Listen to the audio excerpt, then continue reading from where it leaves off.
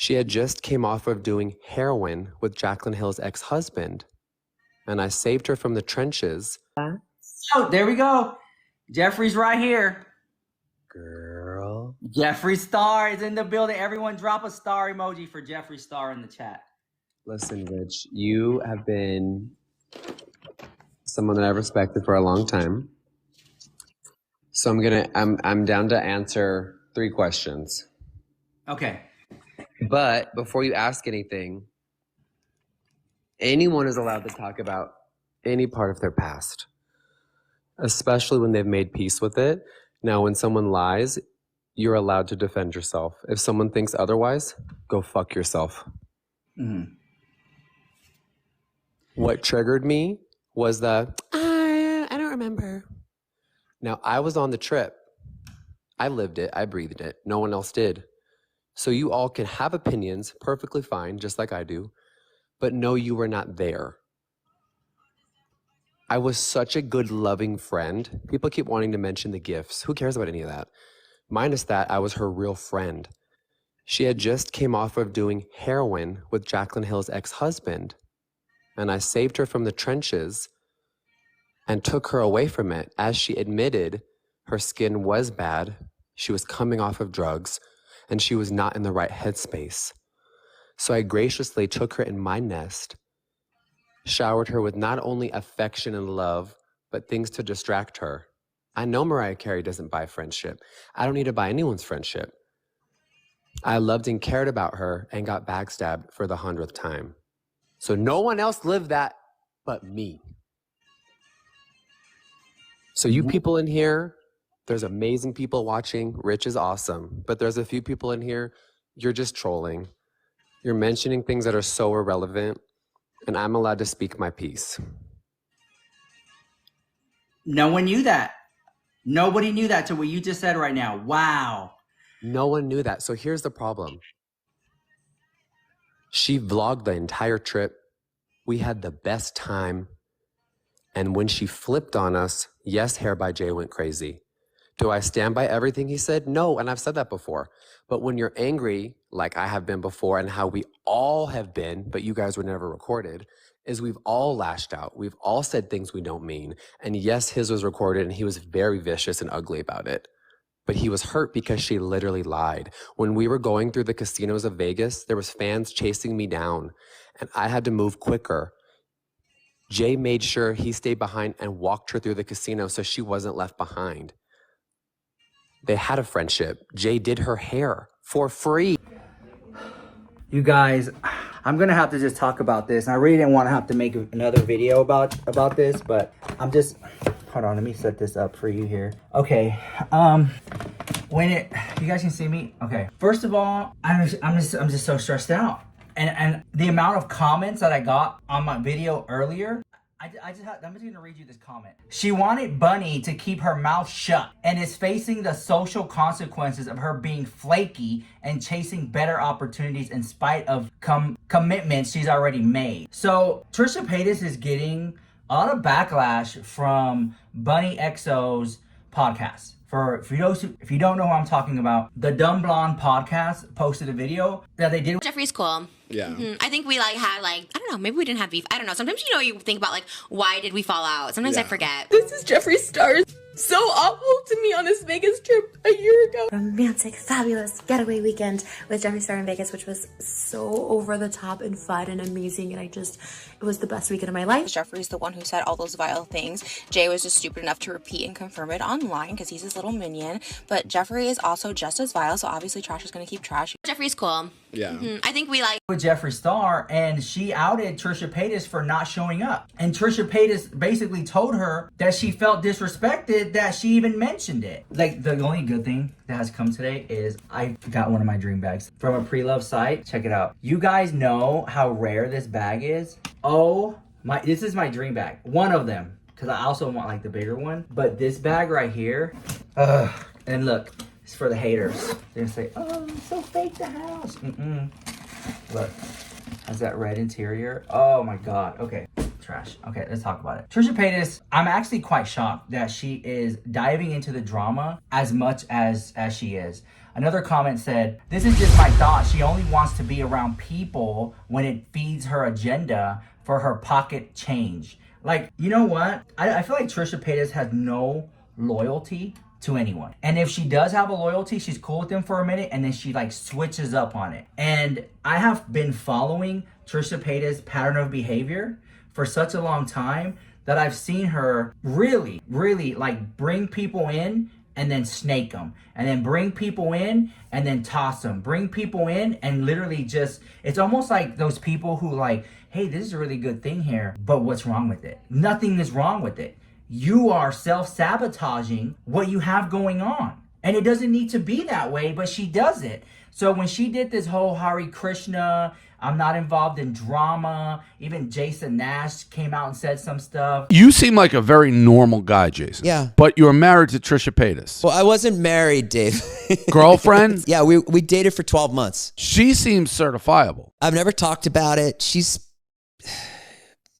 a complicated girl. Like she's, I don't like to talk shit about my exes or women in general. And I'm not asking. I guess that's not what I'm asking. Let me try. I want to explain it to you so you understand. Like, I met her. She was like, we got along really great. It was a time in my life where like I was, like she was really into me. So I love that. She was really sweet to me. She loved me. Like, Trisha loved me so much, and we started filming together. And that was cool, and we were doing really good. And then it just got to a place where it was just like she was.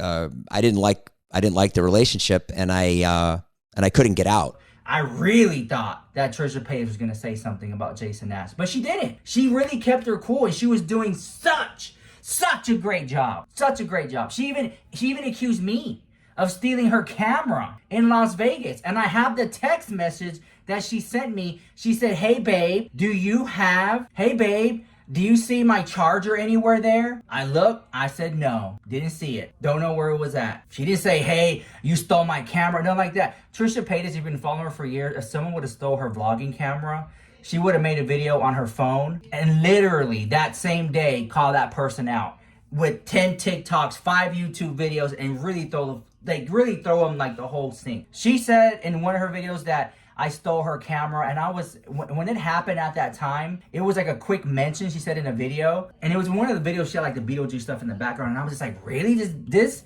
person saying I stole their camera? Me? A minority, a person of color who's never been to jail, never had any charges pressed like that? You're gonna really put that on me? Like, wow, you lied on my name, Trisha. And I didn't say anything then. I was like, oh, whatever. And I was like, all right, it's been 4 years that's passed. And now I'm ready to talk about it. Because I did get a lot of negative comments when she said that about me.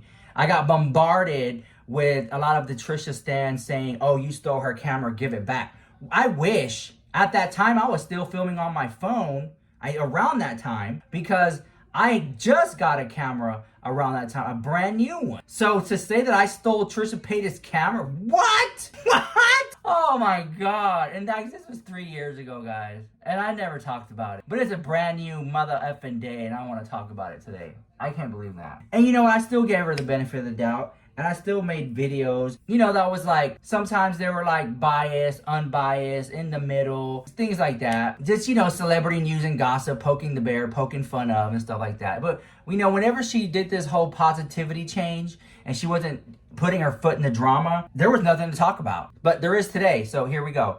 She called Jeffree the devil. She was so angry with Rylan and Shane for even continuing to be Jeffree's friend, having him on Rylan's podcast. She said some of the nastiest things about Jeffree's character and repeatedly said he's evil. Their falling out was due to her vilifying him, Rylan, and Shane because she had a platform to do so on Frenemies, where Ethan blindly supported her. Ethan Klein, blindly supported her. He was just being a good friend. No one would have taken Trisha's stories about Jeffree seriously if she didn't have Frenemies fame at the time. She despised Jeffree so much, it ruined her friendship with Shane and Rylan, who she called evil as well. I remember that. I remember when all this happened, when Shane Dawson and Rylan Adams basically took the side of Jeffree Star. She lost it. She couldn't believe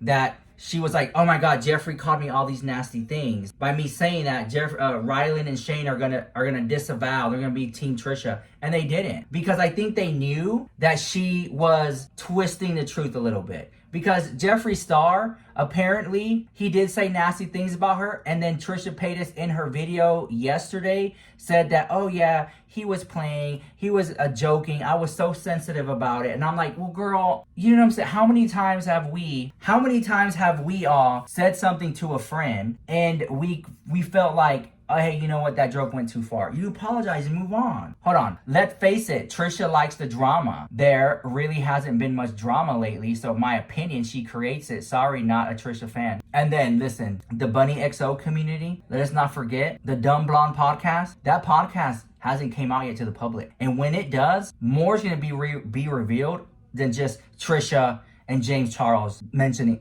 than just Jeffree mentioning Trisha and James Charles. Next comment. I feel so bad for Bunnie. She got pulled into this when all she did was bring up her frustration with Trisha canceling last minute, which cost time and money. Like, if that's the thing, right? Like, if that's like the big deal, then if you felt so bad, if Trisha Paytas felt so bad, if it meant that much to her, then why didn't she literally just, hey girl, sorry, Rare Beauty Foundation, I'll link it down below in the YouTube shop. If it meant that much to you, then why didn't you literally just say, I'm sorry, what do I owe you? I want to make this right.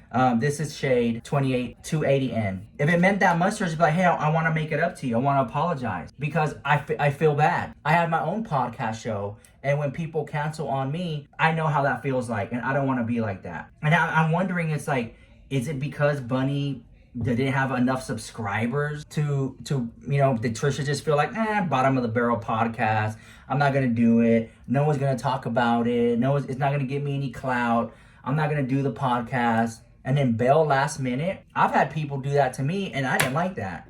Next comment. Tag was jealous of Jeffree, so he made it all up, but he was the one who made up the lies. Trisha then believed it instead of asking Jeffree about it and getting to the truth. And that's another thing right there. Trisha Paytas never went to Jeffree Star and was like, hey, so there's people talking down and they're saying these things. I don't want to go to them and just believe them. I want to go to the source.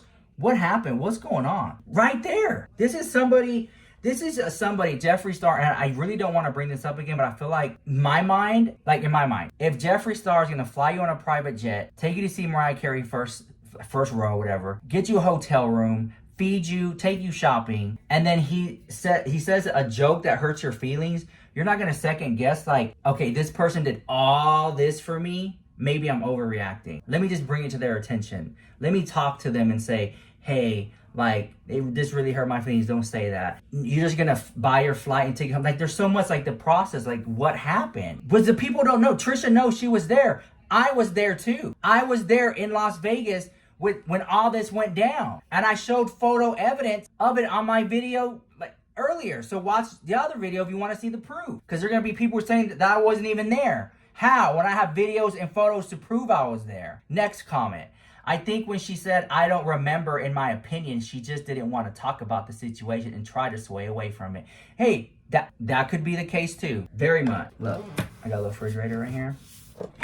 Let me show you guys. I got some goodies. You guys have refrigerators and stuff? Okay. Because I already know y'all, you're going to be asking questions about what's on the vanity and what are you doing. This is the whole thing right here. The jewels. This is where I get ready sometime. Ready, on set? Okay. But all that to say this is I really do feel like it's very unfortunate that these people, and I would like to sit here and say, oh, I wish that all these people would just get along, and I wish that they all could just let all the drama go. But what I find interesting is that Trisha Paytas will sit there and say that, you know, she wants this drama to stop. Then why even bring it up?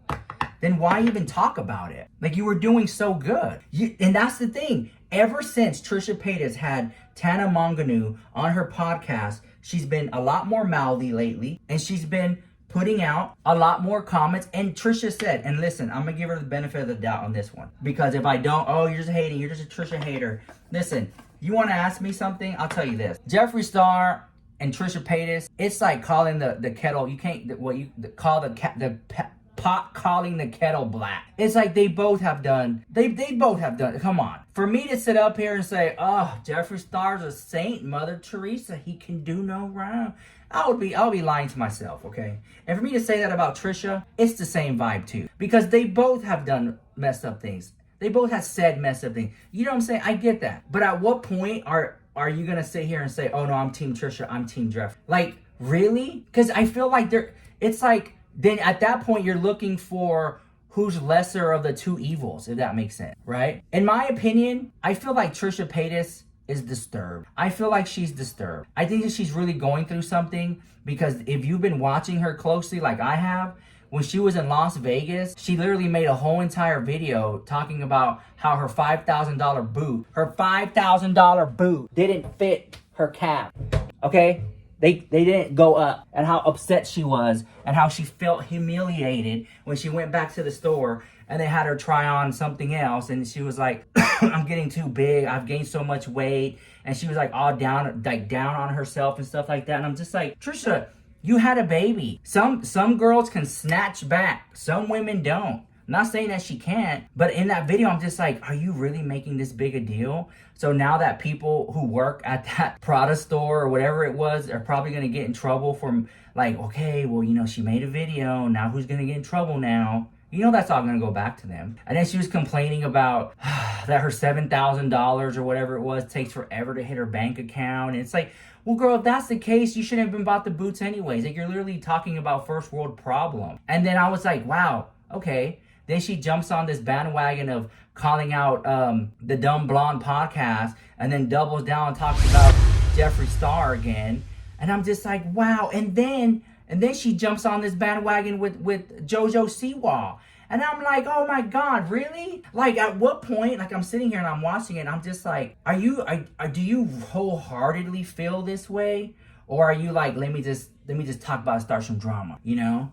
Because I feel like she kind of coattail ride situation. Like, for example, if I was in like some type of drama or scandal and Trisha Paytas is like, oh, hello, I have your back. Oh my God, I feel so sorry for you. I'm like, girl, get away. That's giving off like Ursula the Sea Witch vibes. You're over here trying to sneaky snake, and if you can bite me later on, get away. No. It's like, do you guys know what I'm talking about? Or like, I'm just like, or am I bad for saying that? I don't know. I just like, you see someone, like, you see a pattern of behavior so many times.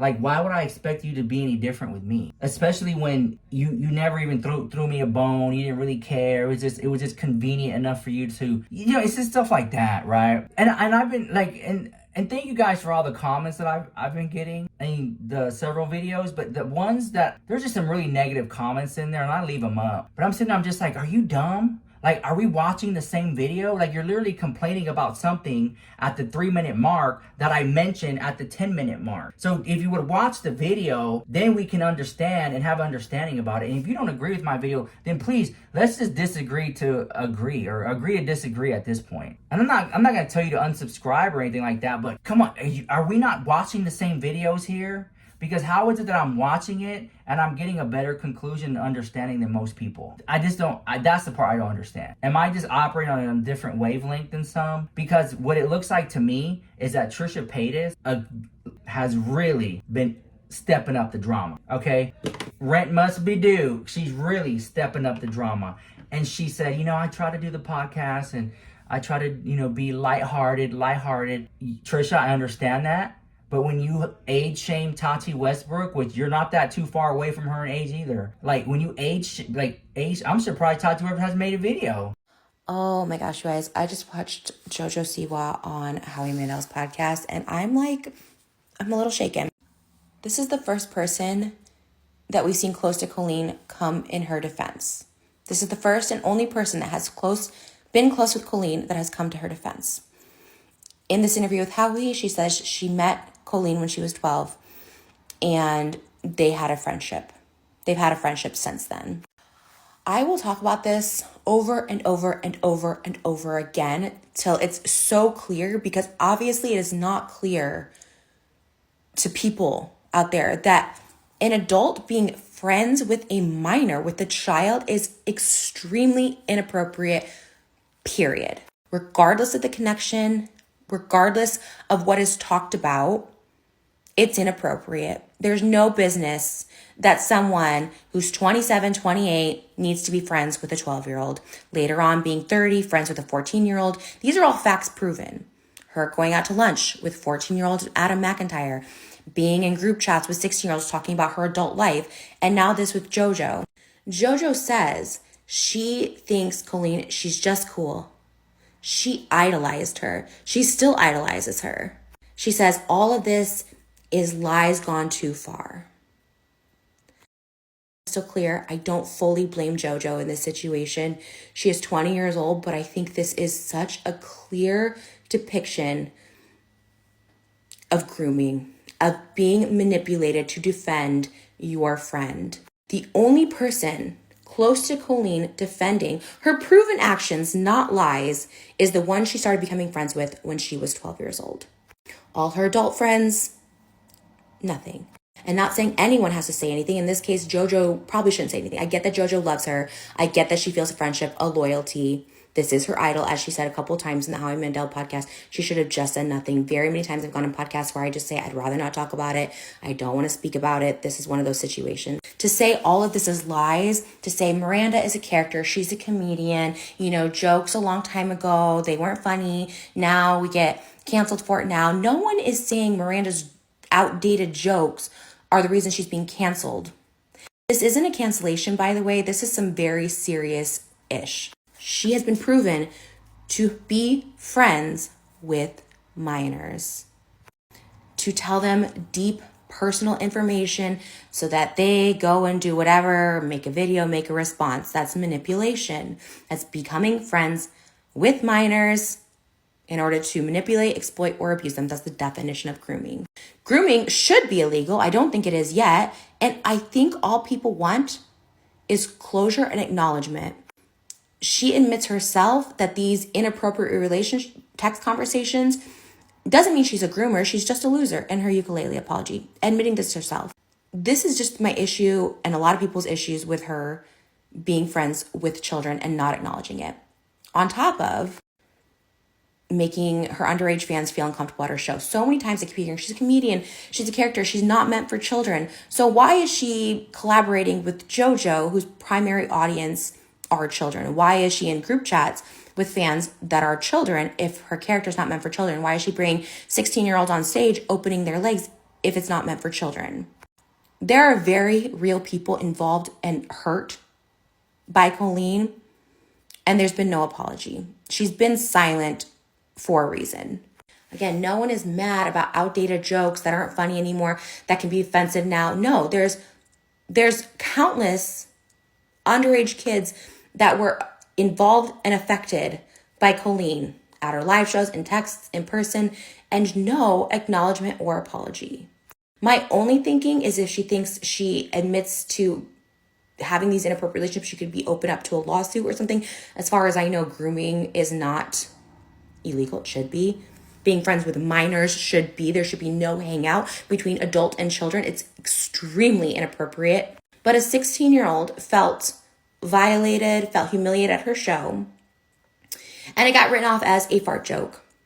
I get it. You meant it to be a joke, but this girl, this underage girl at your show felt humiliated, and there's not even, I'm sorry. I'm sorry. You can just say sorry and nothing else. You can just be like, I'm sorry. Damn, I'm sorry for your trauma. I'm sorry for this. People get online all the time and apologize for offensive jokes, offending groups of people just that are on other sides of the screen, because that's what you do, especially jokes from 10 years ago. You just do, because times do change, but you have the responsibility to acknowledge and apologize for it and say why it was wrong. And she hasn't done that. But these are real people. These are underage people that still under as all these lies. There's proof. I got an apology after it was proven. She sent my pictures to a fan. It was confirmed to at least one, he was of age, and there was alleged that she sent him to underage. But the one that was of age, it's like her friend with my pictures, you know, next to his face. It's like, who even, that's a whole other thing. That's a whole other situation. I'm not angry about that. I'm shocked about it. I'm sad about that. I'm angry that she did it unsolicited. That's cyber flashing. That's so disgusting on so many levels. And it is alleged she did it to sent them to a minor. I have not seen them, but I have seen the one she did the fan. I think that's absolutely disgusting. Not only to like make fun and humiliate me, but you did it unsolicited, and then also lied to me and said he's the one who did it.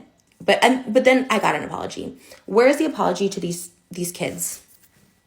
Again, this defense of Colleen Ballinger by Jojo Siwa on Howie Mandel's podcast is the perfect example of what grooming is the manipulation by being friends, having this loyalty, this idolization from these young kids, befriending them so they will defend you like this. Just like she saw those intimate details of her divorce with them in the group chat so they could defend her and attack all that.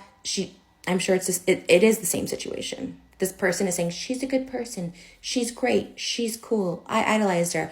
Not even an inkling of like, honestly, she just shouldn't have talked about it. I feel for Jojo. I'm not trying to make her a victim if she doesn't want to be, but in my eyes, she is. There's no business with an adult being friends, hanging out with a child. Past collaborations, past any of that, there's no excuse. I get it. They're in the same industry. Make a video, I guess.